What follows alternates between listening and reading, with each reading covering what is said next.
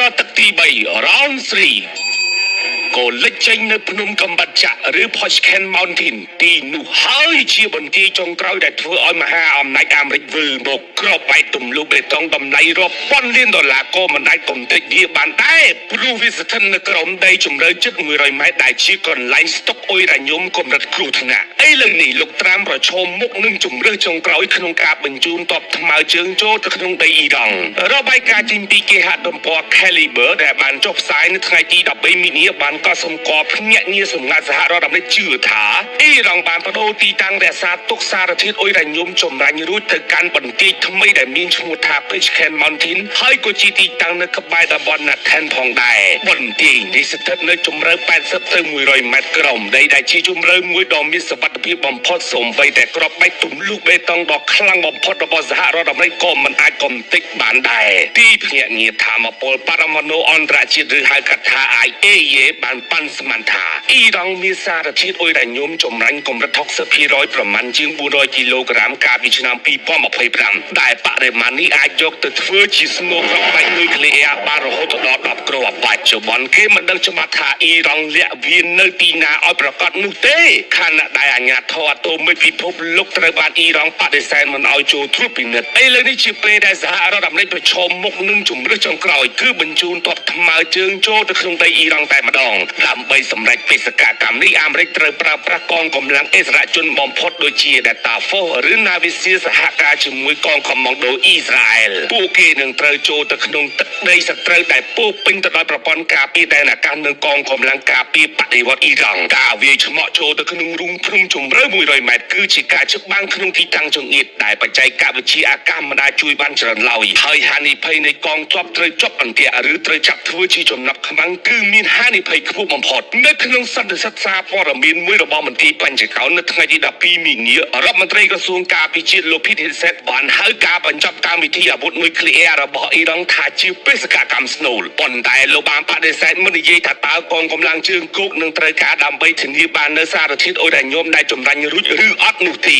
មុននេះលោក Pete Hegseth បានប្រាប់ CBS News ថាលោកនឹងមិនច្រានចោលការដាក់ពង្រាយកងទ័ពអាមេរិកនៅក្នុងប្រទេសអ៊ីរ៉ង់ទេទោះបីជាលោកបានទទូចថាយុទ្ធនាការនេះនឹងមិនខ្លាយទៅជាយុទ្ធនាការបើកចំហក៏ដោយបញ្ហាប្រឈមដ៏ធំបំផុតមួយទៀតគឺការចាត់ចែងសារធាតុអុយរ៉ាញ៉ុមកម្រិត 60% ប្រមាណជាង400គីឡូក្រាមដោយក្នុងនោះសហរដ្ឋអាមេរិកមានជំរើសពីរទី1គឺការដឹកជញ្ជូនសារធាតុទាំងនេះចេញមកក្រៅដែលទាមទារពេលវេលានិងយានយន្តធុនធ្ងន់ក្នុងទឹកដីសត្រូវឬទី2គឺការបញ្ជូនអ្នកជំនាញនុយក្លេអ៊ែរទៅបន្សាបវានៅនឹងកន្លែងជំរើសទាំងពីរនេះសុទ្ធតែទាមទារឲ្យសហរដ្ឋអាមេរិកត្រូវគ្រប់គ្រងបន្ទាយនោះឲ្យបានរាប់ម៉ោងឬរាប់ថ្ងៃដែលវាមិនខុសពីការសម្លាប់ខ្លួនឡើយប្រសិនបើកងទ័ពអ៊ីរ៉ង់មកដល់ទន្ទឹមនឹងនេះផងដែរអ្នកជំនាញយោធាបានប្រមានថានេះគឺជាបេសកកម្មអតិឃាតទោះបីជាកងទ័ពសហរដ្ឋអាមេរិកខ្លាំងប៉ុណ្ណាក៏ដោយក៏ពួកគេមិនអាចទប់ទល់ទៅនឹងកងទ័ពអ៊ីរ៉ង់រាប់ម៉ឺននាក់ដែលឡំព័ទ្ធនៅខាងក្រៅភ្នំបានឡើយនេះហើយជាមូលហេតុដែលលោកត្រាំនិងរដ្ឋមន្ត្រីក្រសួងការពារជាតិលោក Pete Hegseth កំពុងតែឈឺក្បាលវិលមុខយ៉ាងខ្លាំង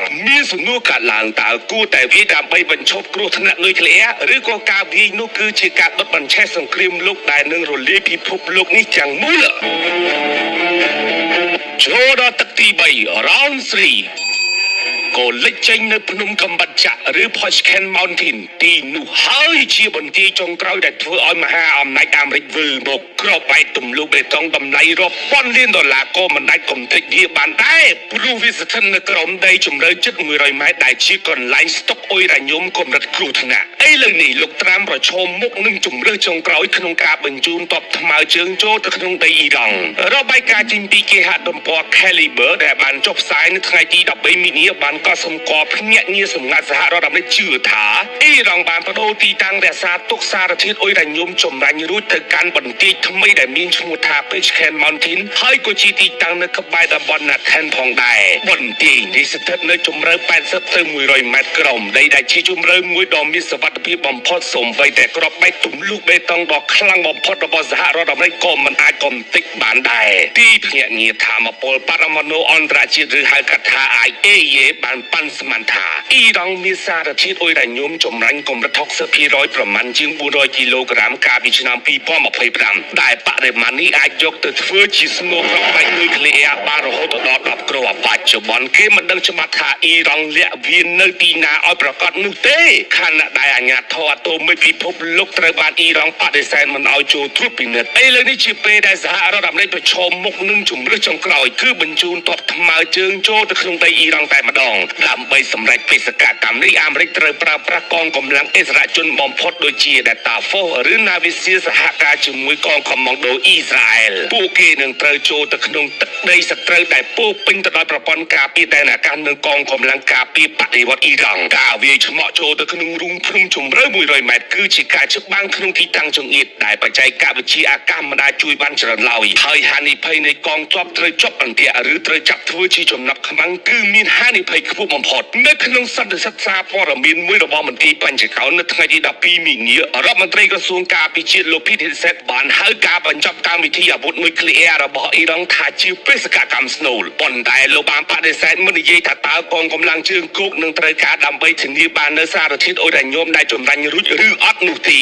មុននេះលោក Pete Hegseth បានប្រាប់ CBS News ថាលោកនឹងមិនច្រានចោលការដាក់ពង្រាយកងទ័ពអាមេរិកនៅក្នុងប្រទេសអ៊ីរ៉ង់ទេទោះបីជាលោកបានទទូចថាយុទ្ធនាការនេះនឹងមិនក្លាយទៅជាយុទ្ធនាការបើកចំហក៏ដោយបញ្ហាប្រឈមដ៏ធំបំផុតមួយទៀតគឺការចាត់ចែងសារធាតុអ៊ុរ៉ាញ៉ូមកម្រិត 60% ប្រមាណជាង400គីឡូក្រាមដោយក្នុងនោះសហរដ្ឋអាមេរិកមានជំរើសពីរទី1គឺការដឹកជញ្ជូនសារធាតុទាំងនេះចេញមកក្រៅដែលទាមទារពេលវេលានិងយានយន្តធុនធ្ងន់ក្នុងទឹកដីសត្រូវឬទី2គឺការបញ្ជូនអ្នកជំនាញនុយក្លេអ៊ែរទៅបន្សាបវានៅនឹងកន្លែងជំរើសទាំងពីរនេះសុទ្ធតែទាមទារឲ្យសហរដ្ឋអាមេរិកត្រូវគ្រប់គ្រងបន្ទាយនោះឲ្យបានរាប់ម៉ោងឬរាប់ថ្ងៃដែលវាមិនខុសពីការសម្លាប់ខ្លួនឡើយប្រសិនបើកងទ័ពអ៊ីរ៉ង់មកដល់ទន្ទឹមនឹងនេះផងដែរអ្នកជំនាញយោធាបានប្រមានថានេះគឺជាបេសកកម្មអតិឃាតទោះបីជាកងទ័ពសហរដ្ឋអាមេរិកខ្លាំងប៉ុណ្ណាក៏ដោយក៏ពួកគេមិនអាចទប់ទល់ទៅនឹងកងទ័ពអ៊ីរ៉ង់រាប់ម៉ឺននាក់ដែលលំពត់នៅខាងក្រៅភ្នំបានឡើយនេះហើយជាមូលហេតុដែលលោកត្រាំនិងរដ្ឋមន្ត្រីក្រសួងការពារជាតិលោក Pete Hegseth កំពុងតែឈឺក្បាលវិលមុខយ៉ាងខ្លាំង